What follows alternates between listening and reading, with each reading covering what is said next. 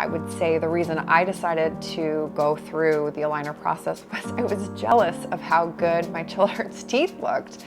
First met the Nash family actually through Harper, the daughter. Harper had come in for a consult for what's called phase 1 treatment.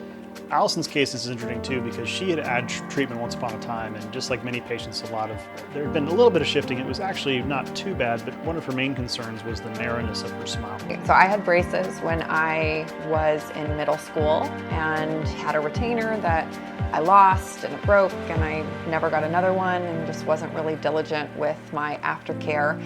And so there were some little adjustments that needed to be done. I have a lot of clenching that I do, and so we were targeting not just making my smile the straightest it could be, but also addressing my bite and making sure that I wasn't getting headaches or clenching my jaw with bad pressure. We brought her in for a consult.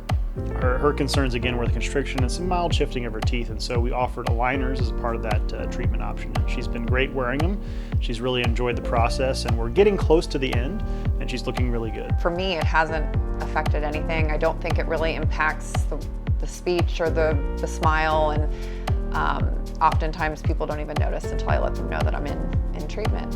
You know, they make it very easy again to work with your insurance, help you get all the paperwork ready to submit, and it was one of those things where, I don't know, they made it too easy to say no. I just had to go ahead and do it. As a mom trying to balance multiple schedules, they made it really, really easy for us. And they're always friendly, they always follow up.